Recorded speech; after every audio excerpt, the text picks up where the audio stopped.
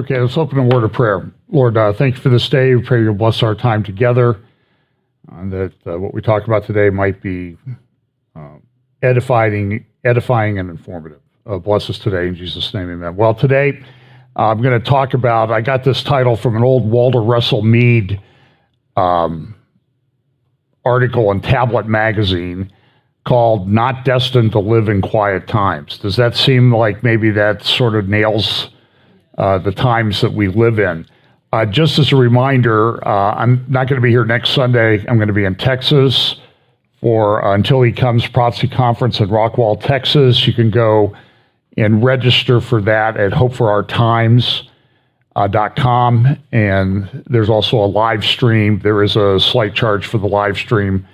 But I think if you buy the live stream, you get the live stream from the conference we had in San Diego. And all the talks are going to be different.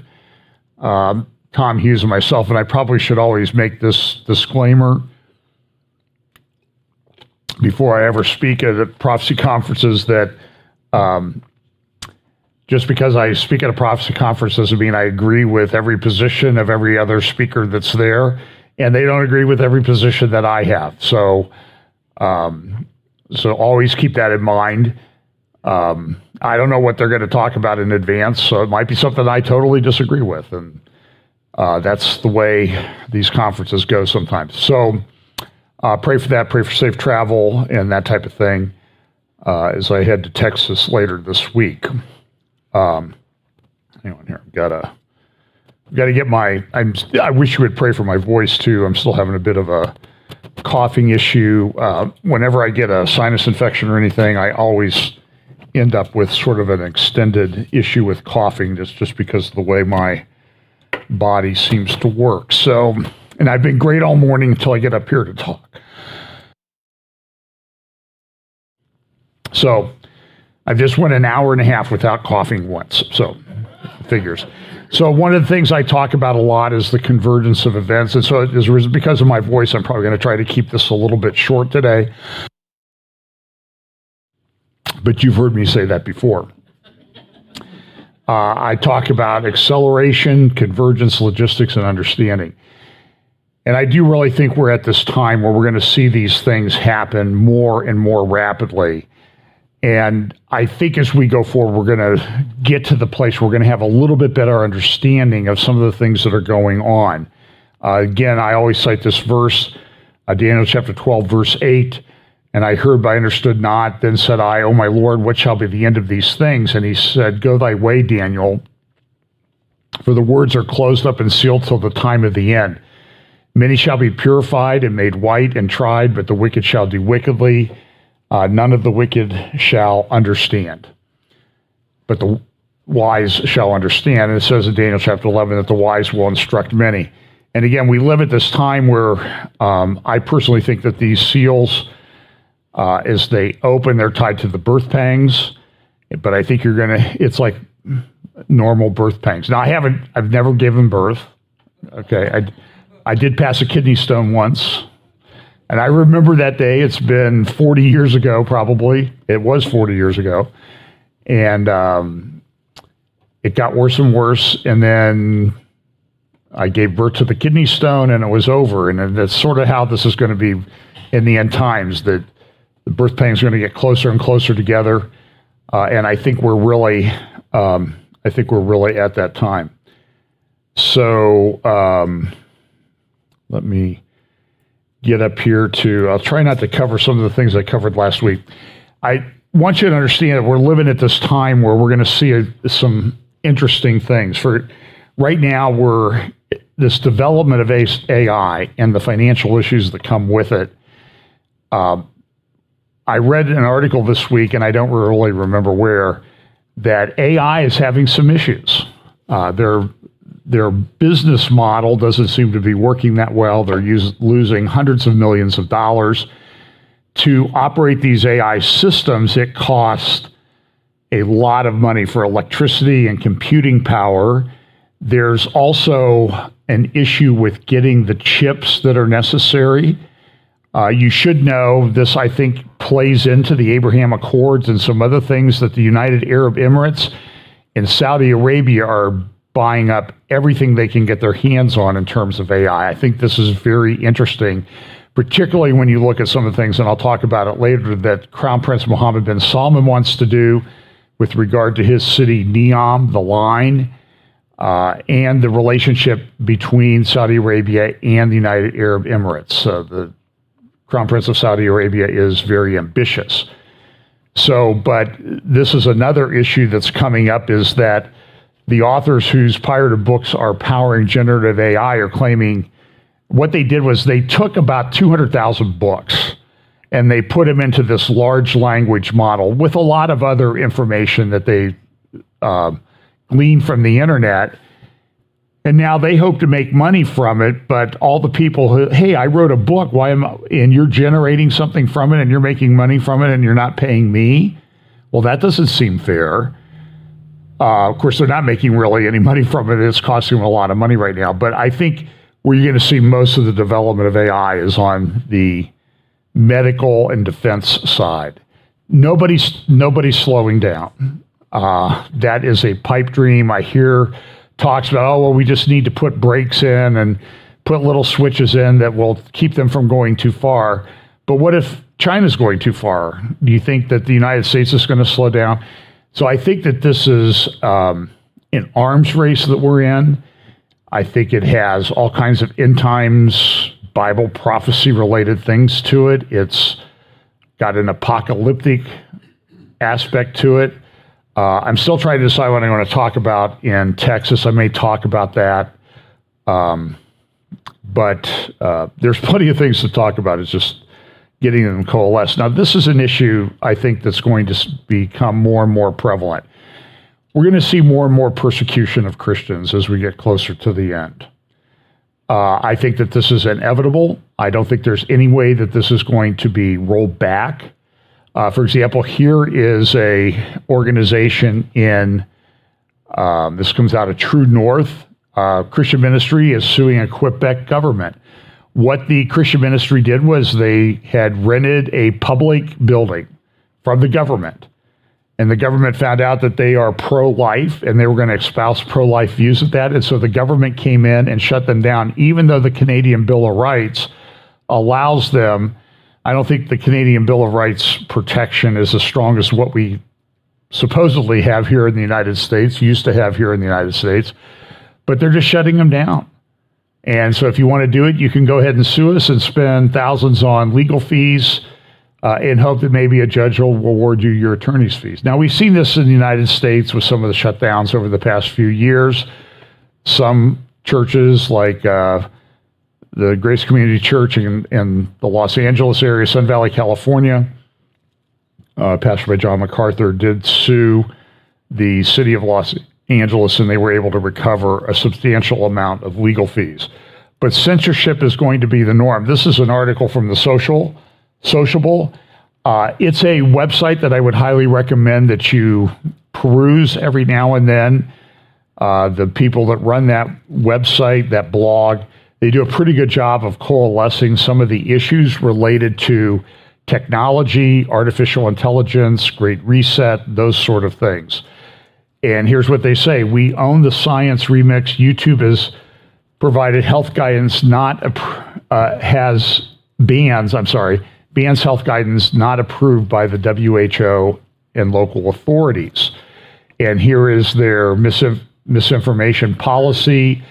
Michael Schellenberger wrote this in his Twitter account. YouTube's new policy is that it will censor you if you disagree with the World Health Organization.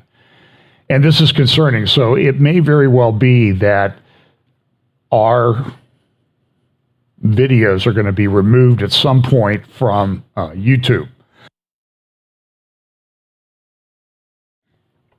And you just need to understand that YouTube really, while it claims to be a social media platform, it is engaged in pretty strong censorship. We've had strikes against our account. We've been able to get most of those removed on appeal. We have one that they didn't remove. We had something that they gave us a strike for. We appealed it, and they took away the strike, and then we had a duplicate video of that put up, and they gave us a strike on that, and wrote to them and said, well, you just removed the strike for the same thing. And they said, we don't care. It's our platform. And so that we have this little warning strike that's been out there for now, and that never disappears. And that strike never goes away.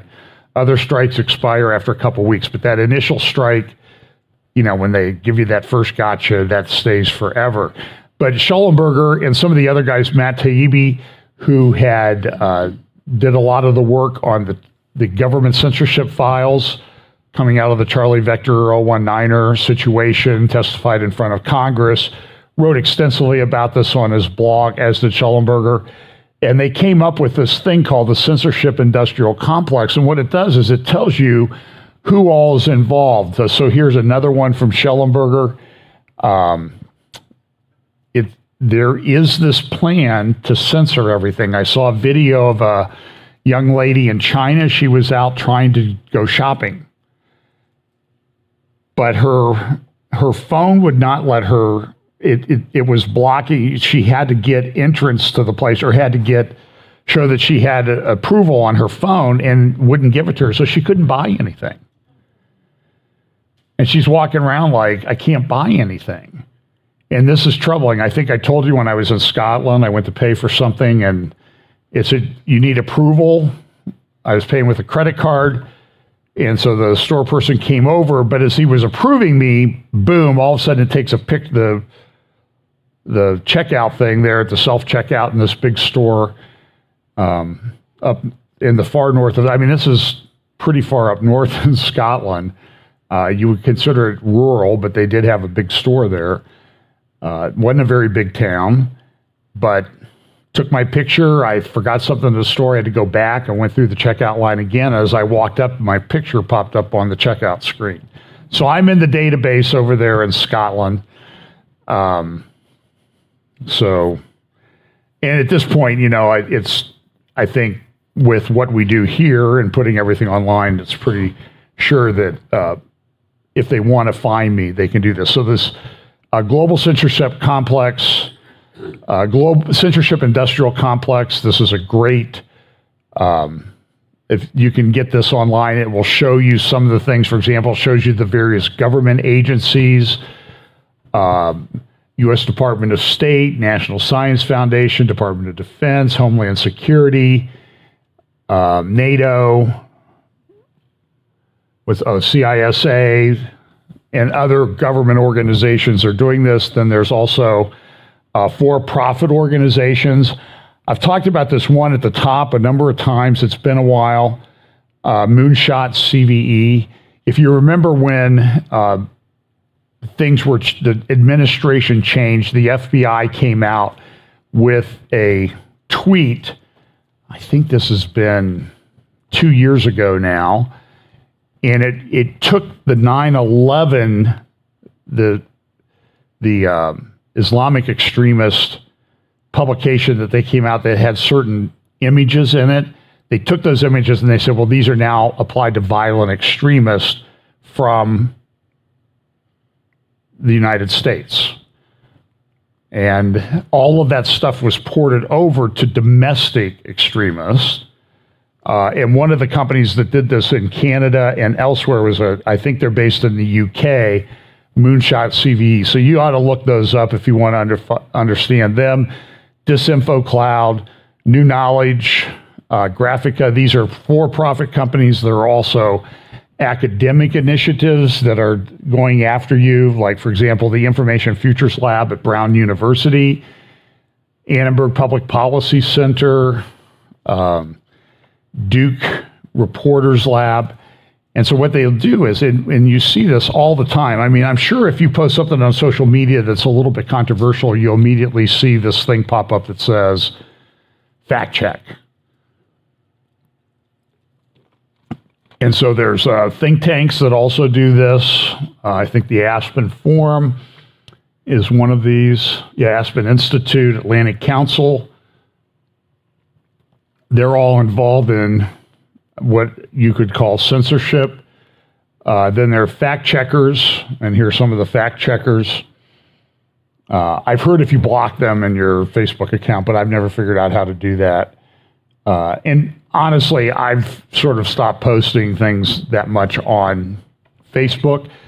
Facebook is now sort of, if you post a news article, they're shadow banning it almost.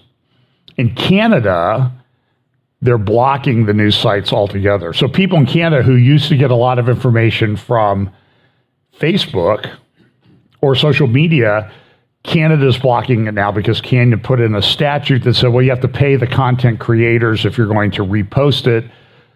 Facebook and Twitter, or X it's called now, would have to pay the content creator for people sharing that article on their platform. So in Canada, to get around that, and I think the EU is headed this way, they just said, okay, we're just not going to allow anybody to post any news articles. And that's how a lot of us have sort of got around the propaganda machines known as the mainstream media by relying on social media feeds. So really, I think you're going to find there's going to be very few channels that are going to allow you to do that.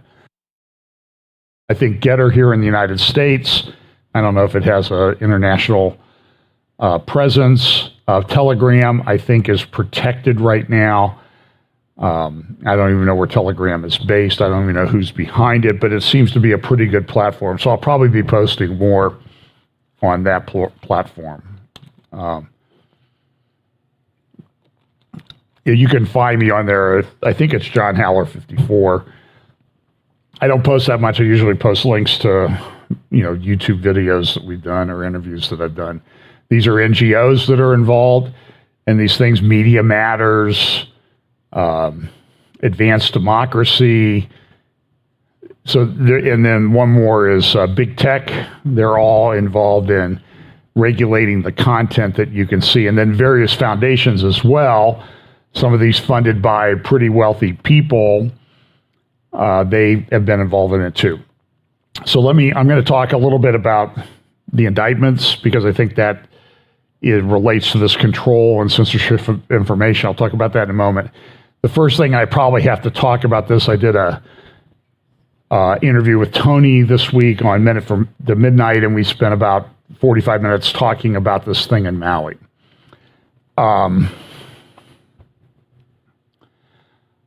I have watched a lot of videos. I've read a lot of articles. I've seen a lot of interviews. I've read interviews with people. Now, by the way, I'll be honest with you. I think the New York Times and some other large news organizations have done a pretty good job of interviewing people and trying to figure out. For example, this graphic on the left is from the New York Times, and it shows the structures that were destroyed in Lahaina. In fact, I'll have a little bit better picture of it in just a moment. It's been just an absolute crazy. I mean, the devastation there. Now, you see concrete buildings standing. It's not unusual that concrete buildings would stand. It's not unusual, I don't think, that trees would still be standing. I've researched this. In a fast-moving fire, trees sometimes they get scorched, but they may not die. And sometimes in these things, weird things happen. I told somebody yesterday, I was in Chicago once with a client, and we were getting ready to go down Lakeshore Drive. And we looked down Lakeshore Drive. We were up in the North Michigan Avenue area. And we looked down Lakeshore Drive, and here comes a funnel cloud up Lakeshore Drive, right along the edge of the lake, right up Lakeshore Drive. So we got under an underpass and waited till it went overhead. Then we drove down Lakeshore Drive to the airport. I was flying out of Midway that day. And as we drove down towards Buckingham Fountain and some of the Soldier Field and that type of thing there along the lake, what we found was the trees had been, these giant oak trees, I mean really big oak trees, had been torn out of the ground and laid on their side. But I would say 95% of the leaves were still on the trees. And it was sort of like, how did that happen? People said, well, how did they have winds from the hurricane but no rain from the hurricane when this happened? But do you remember there was a hurricane remnant? We got it. It came up north. We had like 70, 80, 90 mile per hour winds for like 7 hours one day. It was a Sunday. I remember the next day I had to drive down south. As you go down 23 there by Circleville, all those cornfields, all the corn was flattened in those fields. It was, but we didn't have any rain that day. I know because I went out to the driving range for a minute to see, because the driving range I went had the wind at my back, and I thought, well, how far will it go if I have a 80 mile an hour wind at my back? And but then there were limbs falling, and it wasn't really safe to be out there. But this was an incredible amount of damage that occurred. I mean, look at this stuff. Virtually everything is gone. There are some places there. Now, you're going to see some pictures. I'll show you a picture in a minute of a house that's still standing. But a lot of the structures, I've been to Lahaina a number of times. It's been a long, long time. But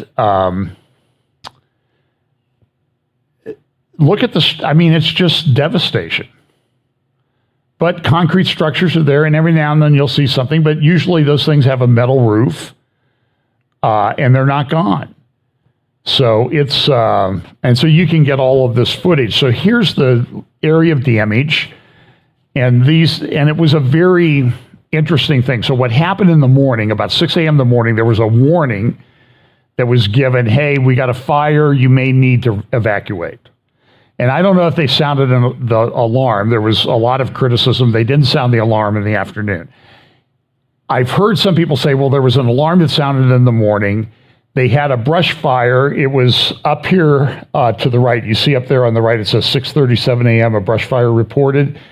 And then about 9:30, 10 o'clock, they said, hey, this thing is all contained. But when that brush fire was erupting, and they had very strong winds, 70, 80, 90 miles an hour, they sent all the kids home from school. I think it was the first day of school. This is on August the 8th, so what, 12 days ago now. It seems like this thing has just happened the other day, but it's just such incredible devastation. So everybody went home, and then about 3:30, it popped back up. It jumped the highway. There's a bypass around Lahaina, and it went down into town, and then it just tore through town. Now, but what you'll see is down here to the south of the red line, right at the bottom of the picture, and north of the red lines at the top, those areas were virtually untouched. You can see a little bit of that in the photograph.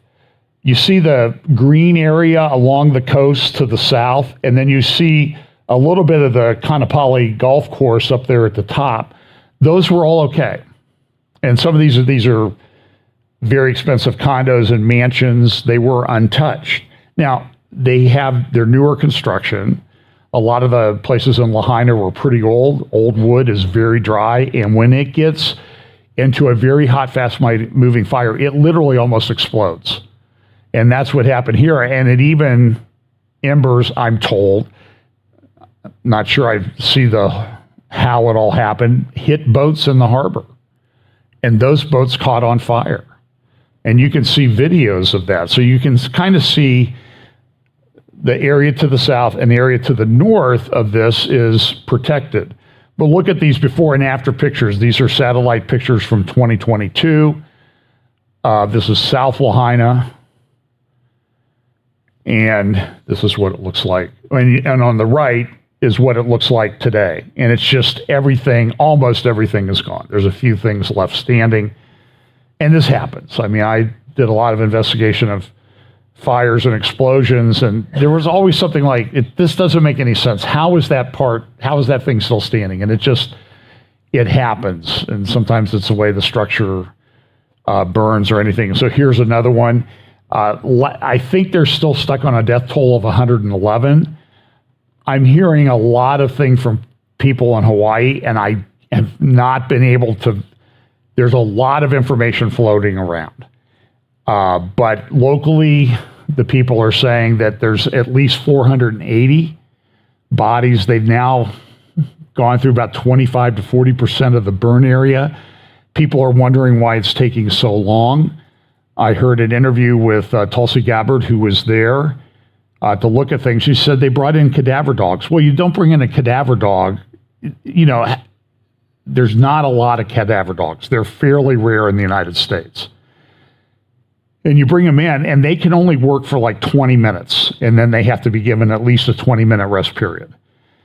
And so it takes a long time. If this was intentional or negligent homicide that happened here, and there's, people can make the case for that, I'm sort of open to how this goes. I think there's a lot of speculation out there that I don't think is very well found. I heard somebody talking the other day. They said, we just heard there's a wildfire over on Oahu. Well, it's 100 miles away. But then the person said, how did the fire jump that far? And so people, you got to think rationally about this. This was an incredible thing. These are reefers, refrigerated semi-trailers, putting bodies in. They say there's 480. You can see them carrying a body in that's there. And a lot of times there's nothing left of the bodies. They've not necessarily been turned to ash, but their charred remains. Lady, she had sort of an adoptive son. Mother had some problems. They took care of him. They were like grandparents' age, but he was 14. He was home from school, and they found him in his room, dead. And there's fears that there's hundreds of dead. They've had people washing up on shores. I've heard stories that they're even washing up on the shores of Lanai, the next island over. There are a lot of people still missing there. I think 1,300 people still missing as of this morning. So people got to get registered, but you need to understand the entire infrastructure of this place is destroyed. It's like a tornado goes through. It takes a while to sift through the wreckage. This is an entire town that's gone. And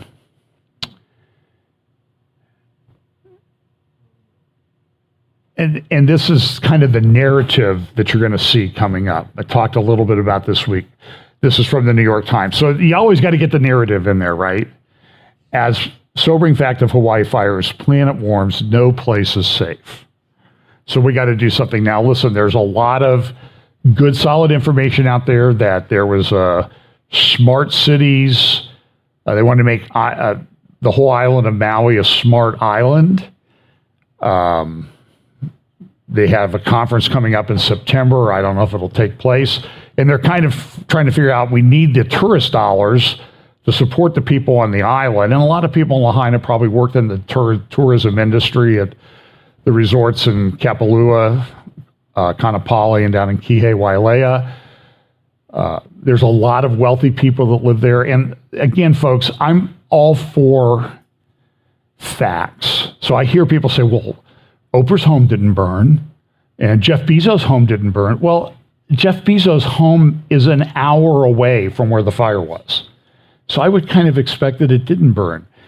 Oprah's home is up country, but up country they had a fire, and I've heard that fire destroyed, and that was part of the problem. Was up country, 20, 30-minute drive up the mountain, was a fire, and it destroyed hundreds of structures.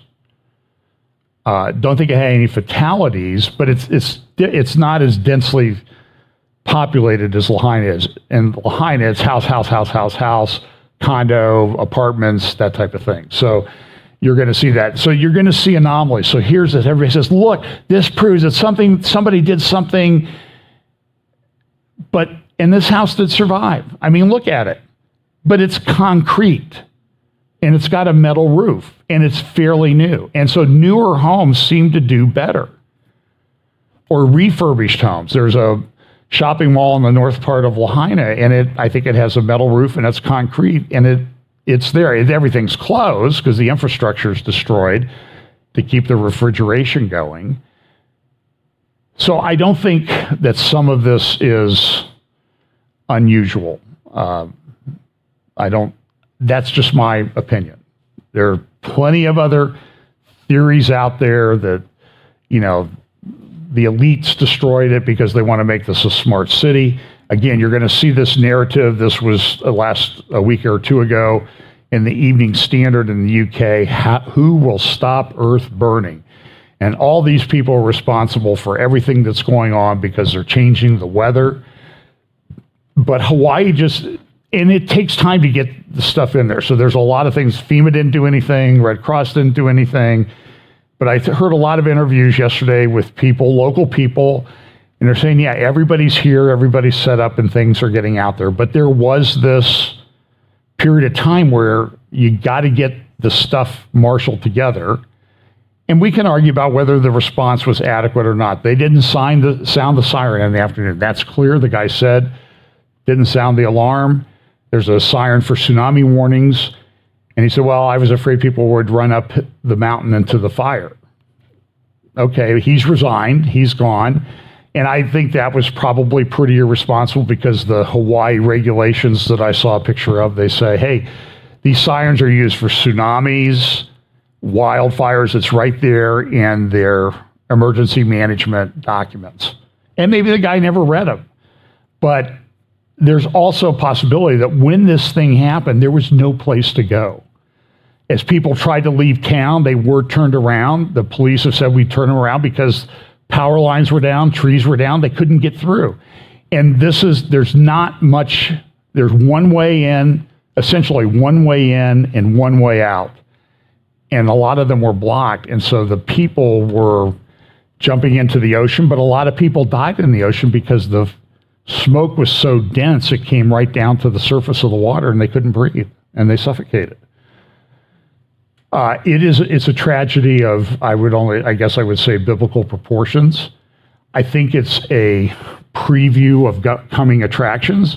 I think as we look at some of the prophecies of Revelation and elsewhere, there is prophesied in extreme heat. And I really think that the sun is in a very active cycle. I mean, we've had hot before. We were in Southern California a few weeks ago, 2 weeks ago, recently, 3 weeks ago, and it was hot. It was really hot. But I've been in Southern California when it was 10 degrees hotter than that. I've been in Phoenix when it's 118. But it does seem like right now something is going on because these things are happening. For example, here's some headlines. This is from Canada. This is British Columbia. They've evacuated towns. They've also up in the Northwest Territories, mass evacuations, biggest rescue operation in territory's history. This is from Friday or Saturday's National Post in Canada, and it's going to change the area. I mean, this is a time when we're going to be seeing these things. We're seeing weird things in nature. There's a lot of drought around. There's a lot of people not having good crops this year. And this is a lot of places in the world. India shut down exports of rice. They're the biggest rice exporter in the world.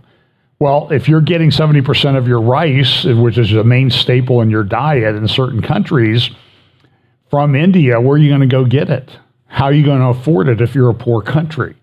And so we're going to see, I think, as we go forward into the fall, we're going to see some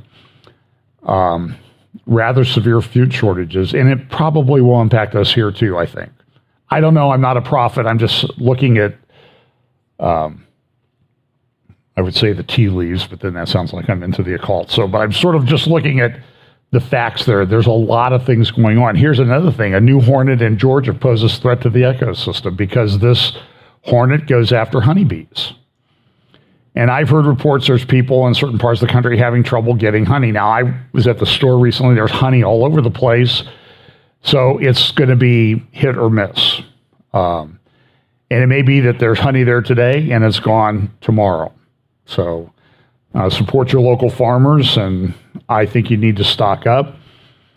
And as I mentioned, the news ban in Canada, as the wildfire spread, Canadian leaders asked Meta to reverse its news ban. Listen, Meta, Facebook only did the news ban because you guys put in a law that made them do it.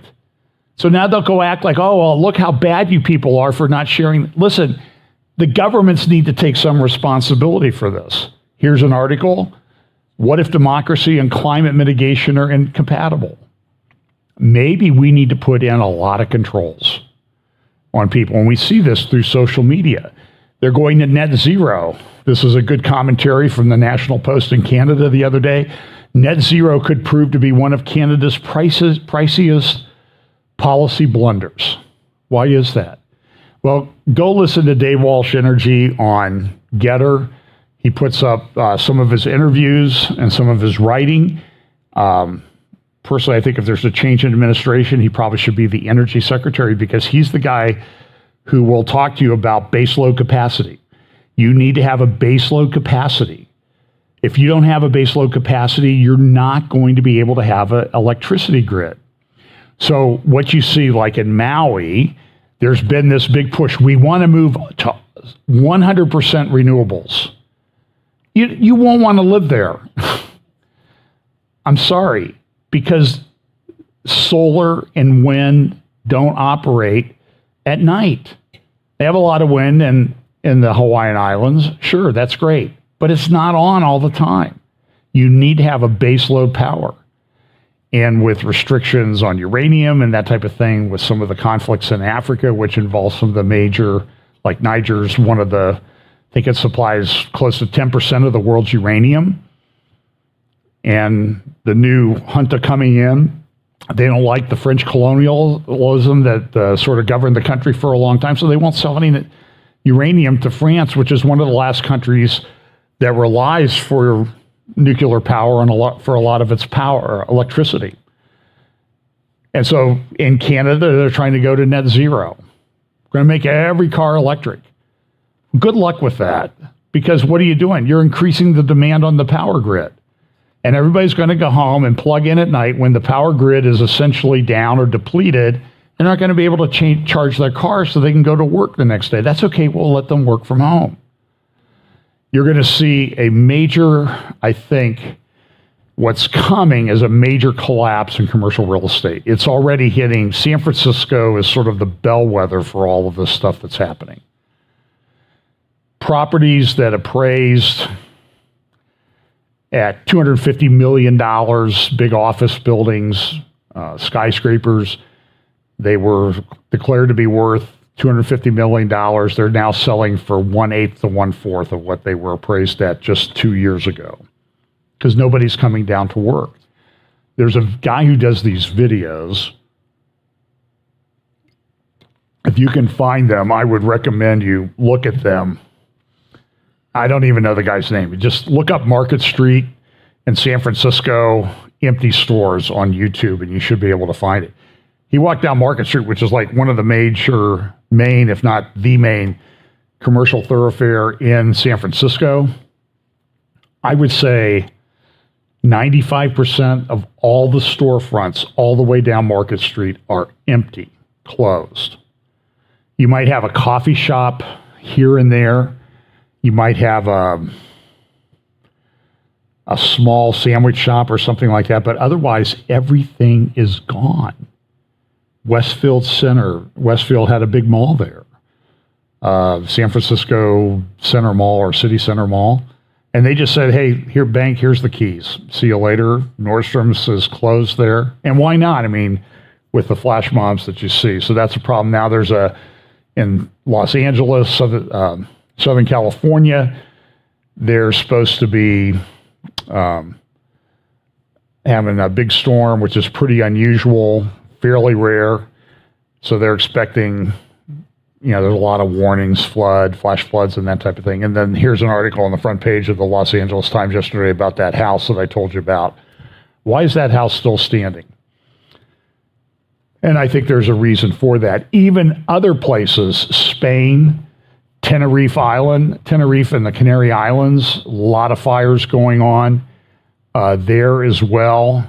Here is an article in the Le Figaro in France talking about a heat dome in southern France, and they've had some fires there. I think I heard that there was a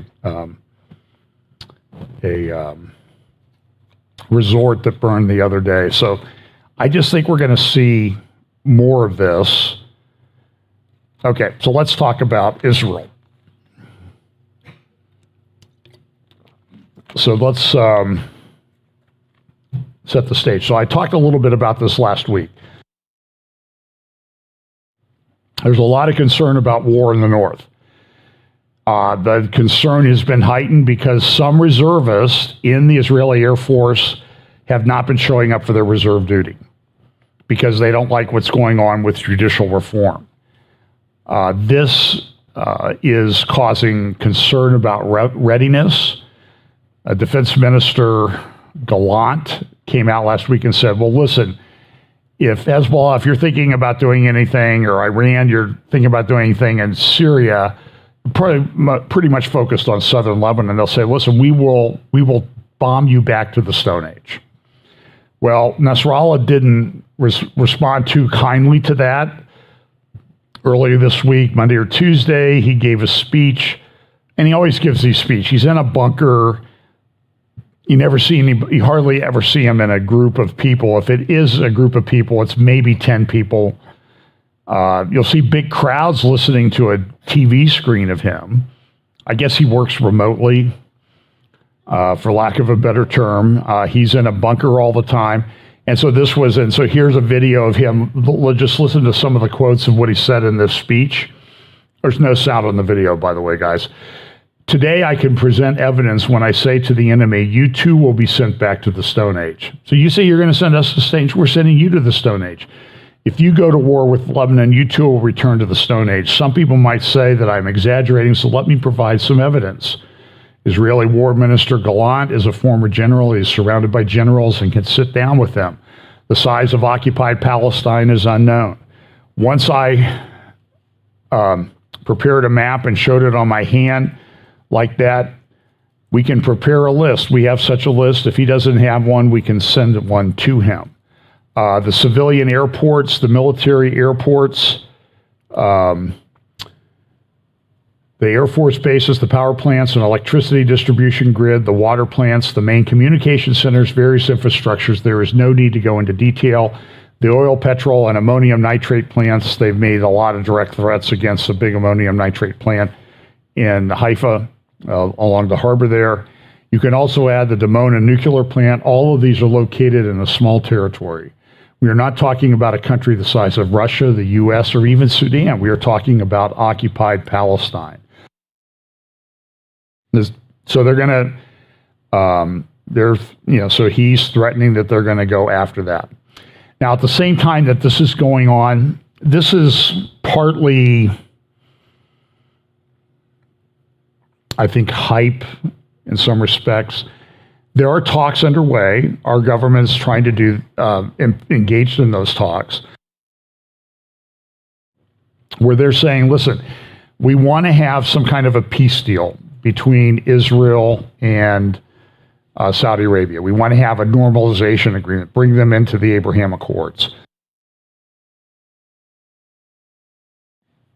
Part of that, and it appears that Mohammed bin Salman wants to do this.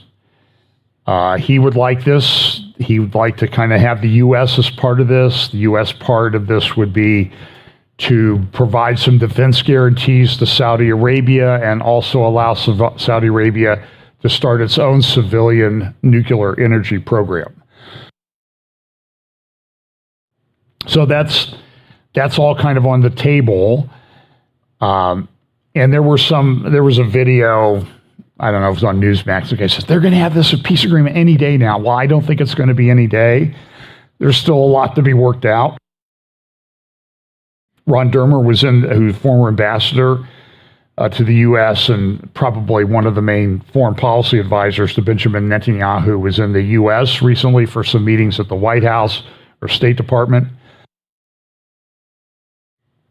And he said, listen, I don't dismiss the fact that Israel might actually throw some support towards a civilian nuclear energy program in Saudi Arabia. Yair Lapid, on the left, though, he came out and said, no way. No way should we allow this to happen, which is kind of an interesting conflict's been set up. So the top U.S. General, Milley, is supposed to be in Israel this week for talks. They were supposed to go in June, but then they had I think the fake coup Wagner forces in Russia, so he stayed home. But he's going to be there this week to talk about, listen, we're concerned that Israel can't defend itself. You have these people not showing up for reserve duty. Is Israel really on board with the defense? We send a lot of money to Israel. Some in Israel think we don't need the money anymore. Some in the United States says we should stop sending them money.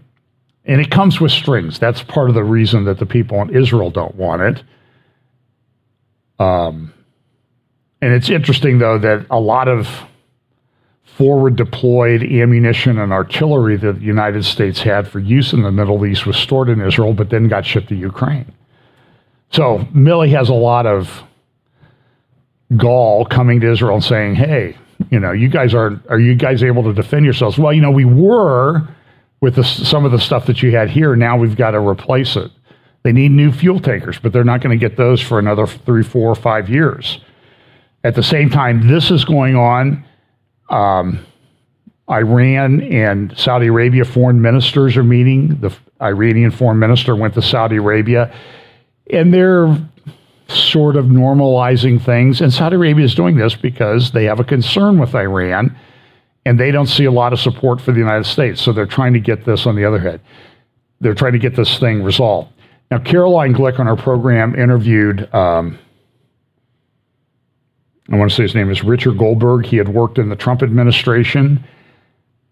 He's incredibly well-versed on Iran. So I just want you to listen to a couple minutes of what he says about. So remember the deal? We gave Iran $6 billion. At least that's what the press told us. They gave us we gave them $6 billion, but they can only spend it on civilian stuff.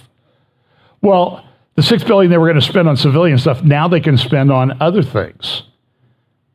They're just going to shift it from one pocket to the other. And it's a total complete fiction on the part of our administration to say this.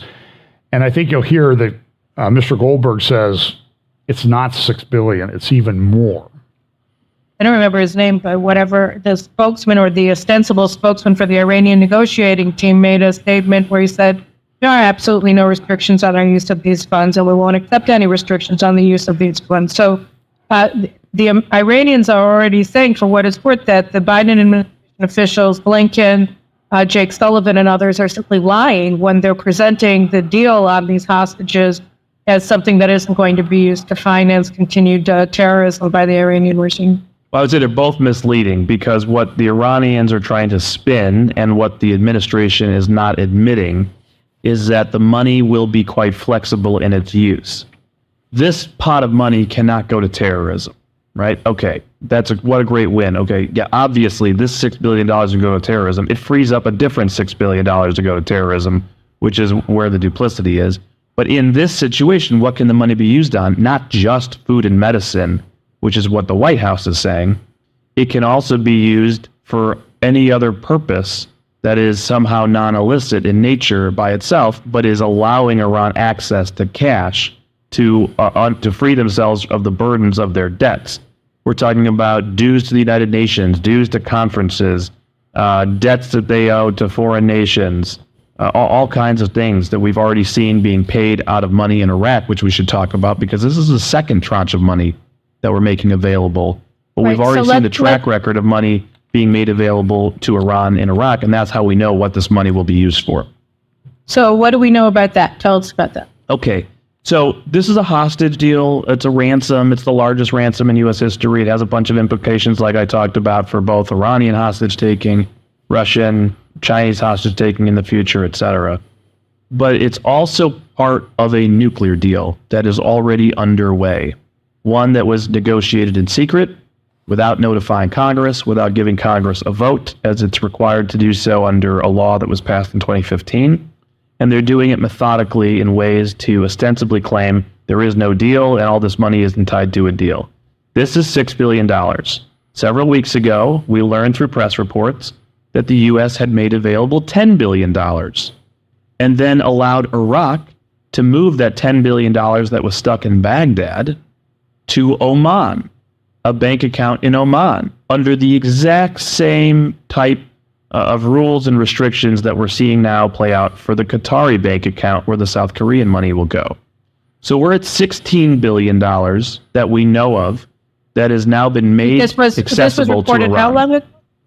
This was reported when? June and July. We started seeing reports of first $2.76 billion release of funds that was used to pay off a bunch of Iranian debts. Then the Iraqis came forward and said, actually, we now have given Iran access to all $10 billion that we have here. Then the Iraqis and Iranians announced a new oil for gas swap that is not allowable under U.S. sanctions, can only happen if the Treasury Department has authorized it.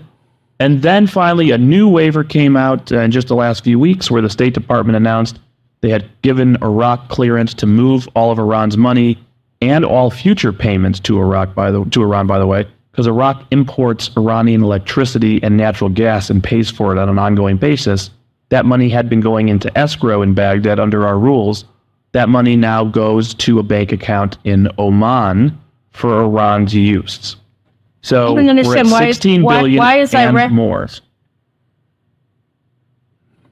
And so why is Iraq doing this? Because Iraq is effectively under control because of the large Shiite population. They have a lot of control by Iran. So this has an impact on this agreement that they're talking about with Saudi Arabia. By the way, I saw Biden at Camp David with the South Korean and Japanese prime ministers the other day. It's unbelievable. He does not know where he is. And now there's some things coming out in the investigation that he was using an assumed name. What was the name of the Richard Price? I don't know. In communications with his son about Chinese stuff. So the Congress is investigating this. Here's a little bit of Prime Minister Netanyahu on Bloomberg television talking about a potential Saudi Arabian deal. This is one of the things that he really wants. In discrete negotiations? I don't know. You tell me. What's being the answer is a lot less than you think. Okay, so if you look at, for example, giving the Palestinians their own state, is that something that you would... Is that a red line? It won't be their own state. It'll be an Iranian-controlled state that will, in an area that is about the width of the Washington Beltway. If you take Israel and the Palestinian areas in Judea, Samaria, the West Bank together, it's a little more than the width of the Washington Beltway. You put a Palestinian state, which will be controlled by Iran, in half of that, or in the middle of that, you won't have a Palestinian state. You'll have an Iranian terror state. And so that's a no. Of course, it's a no, yes. So that under no circumstances would you allow that? No, what I said often is that the way that I would have a solution is two things about that. One, that the Palestinians should have all the powers to govern themselves and none of the powers to threaten Israel. This means that in whatever final settlement, peace settlement we have with the Palestinians, Israel remains I would say Israel has the overriding security power in the entire area, ours and theirs. Otherwise, we collapse. They collapse. Prime Minister, you're going to UNGA in New York, I believe, yes. second week or third week of September. Yes. Will you meet with Donald Trump? I don't know. No, have you spoken to him on the phone? You're the first to have suggested it. No, I haven't. Are you expecting an invitation to the White House from President Biden? Well, he said that we are going to meet, so I'll leave it up to him. What are you most excited for going to UNGA? Well, I've been there many years. I know, many times. What am I most excited about? The possibility of broadening the already historic Abraham Accords. I think this will change history. I think it will not only end the Arab-Israeli conflict, not the Palestinian-Israeli conflict, but our conflict with 98% of the Arab world. It will also, I think, create a new peace between the Jewish state and the Muslim world. But Prime Minister, the countries of the Abraham Accord, some of them have been frustrated, right, about some of the noise that's been coming out of your government. Will you meet with them to try and reassure them? Well, we meet with them all the time, and we reassure them all the time. But I think some of them are habituated to the fact that noise is noise. And I think that's true of the markets too. There's a lot of noise in the market. But if you look at the fundamentals of Israel, if you look at the growth rate, which is double the United States, expected now. You look at the deficit, which is 1.5 at most percent compared to 5.5% in the U.S. If you look at the debt to GDP, which is 60%, which is less than 100% in the U.S., and you know what it's like in the EU. And if you look at the investments, I mean, NVIDIA builds here the supercomputer. Intel just puts $25 billion for a these chip are plant. prospects longer term, but you're right. That's my point. That there's noise in the short-term markets. Yeah. There's clarity in the long-term markets. So that's that. And look, Mohammed bin Salman is pretty ambitious. We have this, situation. We have all the Iranian influence that's going on. You also have Russia and Turkey and Syria on Israel's northern border. Iran's developing missiles. You have, but Mohammed bin Salman is, he's got this vision to build the line, this smart city about 100 miles long through the desert, down along the Red Sea. And here's, I've showed pictures like this before. That's 1,500 feet tall with a city in between. He wants to do this. This is a picture of some recent progress. The reports that I've seen say that 20% of this is the infrastructure, that 20% of this project is completed. Now it's infrastructure, foundation work, and that type of thing, clearing the land. This is the largest city building project in probably human history. So this is very ambitious. They're trying to protect the price of oil. Here's a little documentary from, I think, a UK television about this, about the line and some of the things. This is just within the last month. In one of the most anticipated and intriguing projects in the history of city building, an ambitious plan for a megacity in the Saudi desert has the world wondering if this is really a blueprint for the future. The Line, the biggest infrastructure project in history, promises a revolution in urban living. But what is it? Who's making it? And can it actually work? Listen to his English, the Crown Prince. He's interviewed in this. And so you see, this is the project. As I said, reports are it's about 20. This is sort of some satellite drone images. They say it's 20% complete. I have no way of knowing.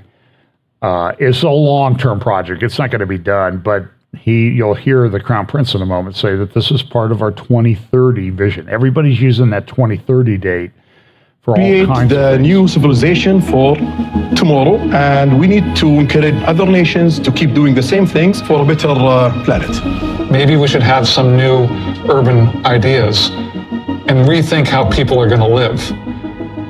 And that's what takes you to this, just asking that question. The question is, how can we create something that's better? And that is what both fascinates me and scares the hell out of me. And so this is what the interior looks like. And it has kind of this Hanging Gardens of Babylon feel to it. It's kind of when we are bringing all the pieces of puzzle together, I don't know what's the outcome of it.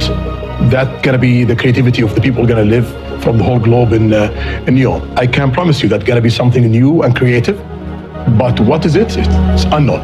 We're gonna see. And so the Crown Prince, so he kind of Riyadh sort of let it be known, hey, there's not going to be any deal really with Israel until after the 2024 election in the United States, assuming we have one at this point. And the Crown Prince, as I've mentioned many, many times, he has been pushing this sort of thing that's known in the press as the Hashemite Kingdom of Palestine, where Jordan would take over the Palestinian areas. But he's pushing for control of the Temple Mount. This is in JNS. By the way, JNS.org is an excellent news website now for news related to Israel. Seems to be, well, it leans conservative and right, and so that's probably why I like it. But a lot of people concerned about what's going on in Israel right now. There was some reports this week that the person from the Netanyahu coalition in charge of issuing visas is not issuing visas to some Christian organizations for their people to come to Israel. That's very concerning, and there's going to be a dust up about that and everything. So, but Mohammed bin Salman would like to get a hold of the Temple Mount. He's sort of floated that, hey, Jordan, we're going to take over the Temple Mount, and he's going to give something to Jordan in return. The Hashemite kingdom of Jordan is viewed by many people as rather weak. I believe about 75% of the population in Jordan is Palestinian. The king's wife is Palestinian. And although they used to control Mecca and Medina, and they were kicked out by the Saud family 100 years ago, they were sort of given this prize. They were actually given Iraq as a part of their kingdom, the Hashemite kingdom of Iraq and the Hashemite kingdom of Jordan, the Hashemite family. By the way, they're fairly wealthy. At least the research that I've done indicates that the Jordanian royal family may bring in from their investments each year, not what they have. They bring in like interest and profit from trading and stuff of about $1 billion a year. So don't let him play poor. There's a lot of money there. So they still have this thing with the reasonableness law. They're going to try to delay the hearing a little bit because the Supreme Court Justice, Esther Hayut, is supposed to retire in October. So they figure we might have a chance, she and another justice who would maybe vote in favor of this, vote to strike down the reasonableness law that was passed by the Knesset. They're going to be off the court in October, and they may not be able to appoint a replacement. It's very similar to how things happen in the United States with court appointments and administrations and that type of thing. So this is editorial cartoon from Haaretz showing the Supreme Court president taking care of one of the people in Netanyahu's coalition. Foreign Affairs has a pretty good article, The Case Against the Israeli-Saudi Deal. You might want to look at that. War in Ukraine, I don't have a lot of comments about that. It's not going well for the Ukrainians. I think even people high up in our administration and Congress and that type of thing are saying there's no way Ukraine's going to win this. Russia's been attacking the food infrastructure. This is going to have big implications around the world. Turkey's a little bit upset with Russia right now, which is kind of interesting, because there's a ship attack in the Black Sea, and that's very important to Turkey. There is this week, in Ukraine, this is in the New York Times yesterday, dead and hurt in Ukraine war on both sides of the conflict total about 500,000 now. Now, I have no way of knowing whether this is true or not. This is what there's a lot of people have been crippled, injured. It's been a gory bloodbath. This is something that really hasn't been seen since World War I or World War II. It's a historically large conflict. So let's say the Ukrainians have lost 250,000 people. I mean, that's like, what, 4 or 5 times what we lost in Vietnam over about a 10-year period. It's like you take all American dead in all wars for a substantial period of time, it's more than the Ukrainians have lost in the last year and a half.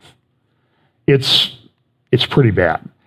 And I just don't think Ukraine has the firepower to win. And they're provoking Russia. Russia was making a lot of statements this week through People and their Foreign Policy magazine about we're ready for this to go nuclear. That's bad for everybody. And that could happen. I can't discount that possibility. So now we have this big meeting in Durban, South Africa this week. The BRICS nations, anti-U.S. trade bloc, considers gold-backed currency to the dollar. Here's a little thing from the BRICS homepage. Brazil, Russia, India, China, and South Africa. They're talking about instituting a new currency. Now, how far they're going to get with this right now, I don't know. They're going to get some traction. It's not going to be convertible to gold. It's going to be gold backed. But this is supposed to take place the 22nd through the 24th in Durban. I don't think Putin is going to show up, but he'll send a representative, I'm sure. But they're talking about this because they're trying to de-dollarize the world. And the world is in a bit of a thing. Brazil has come out. This is their new digital currency that they're rolling out now. I don't know what kind of traction they'll get with it. This is a CBDC tracker. Brazil should be green now. The countries that are green are in pilot programs. The only country that's really rolled it out is Nigeria in Africa. But there's a lot you can see there's pilot program in South Africa, India, Russia, China, all have pilot programs for central bank digital currencies. We don't want that to go there at the same time. That's happening. Fitch is warning banks here in the United States that they're subject to being downgraded, including the largest JP Morgan Chase. That could have a big impact on financial markets. I think mortgage rates are now higher than they've been since the turn of the millennium, back around 2001. I think 2002. So in the last 20 years, these are the highest interest rates on mortgages. That's going to have an impact on the economy. China had their major property company, Evergrande, filed for bankruptcy. They've moved to bolster confidence, but everybody's looking at China right now and being in a period of deflation and a bit of decline. So nobody knows exactly what's going to happen. China is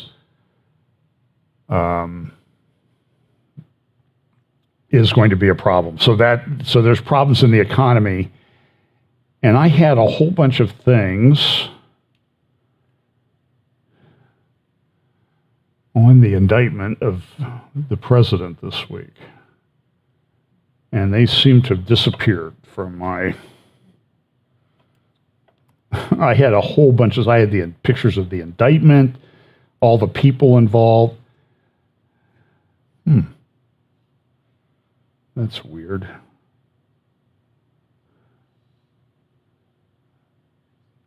I'm going to have a meeting with my staff when I get back to the office and what they're doing. So let me just talk about it just for a second. So I'll put it under this category while we talk. So they indicted 18 people. They referred to a couple of other people. About 6 of the indicted people are lawyers that represented Donald Trump. This is in Georgia. They're supposed to report for booking, mugshots, bail, that type of thing this week. This is a shot across the bow. It appears that this indictment came out just when they were unearthing some things regarding the president's son. This has happened. This is the 4th indictment. Trump now faces 91 charges, hundreds of years in prison, and they want to put him in prison. They don't want a settlement on this. And part of what they are doing here, this is the thing that's concerning, because we talk about, I guess what I should do is I should put up the slide that I was talking about. They're trying to censor people. This is an intimidation factor. They're trying to make it so that no one will ever want to be a lawyer for President Trump or any of the other people or challenge a bad election, even though they've done it all along themselves. I mean, remember 2016? That election was stolen because of Russian influence. We went through that for years. But what's happened here is they're now weaponizing the justice system, and they're bringing criminal charges against the lawyers. And part of that is, that's a message. If you ever dare to represent somebody that we don't like, we're taking your livelihood away from you. That's the message. That's beyond the merits of what was claimed. This is a very troubling time in America. It's a troubling time in the world. And what did I title this thing today? Not destined to live in quiet times.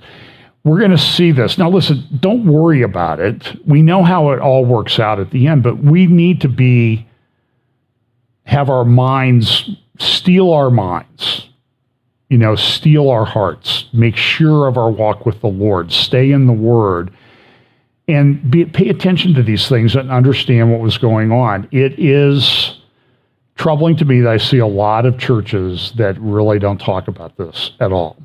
Now, maybe we talk about it too much here. Okay, I'll accept that criticism. But I won't agree with it. I'll accept it. It's your right to criticize us. And we do it because we think it's important. We think that this is an important time that we can live. Very important time to live. So I may or may not do a update next weekend or midweek this week, since I'll be traveling some down to Texas.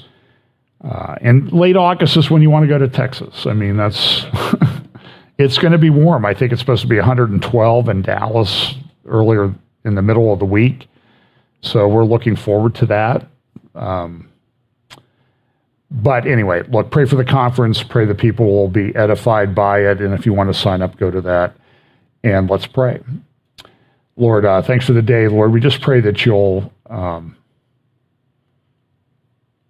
empower us with your Spirit, that we should be a people who consider ourselves blessed to live at this time. Just like the early disciples were told, you should be blessed that you live at the time of the first coming of Messiah. We should be blessed that we're living at what appears to be the time of the second coming of Messiah.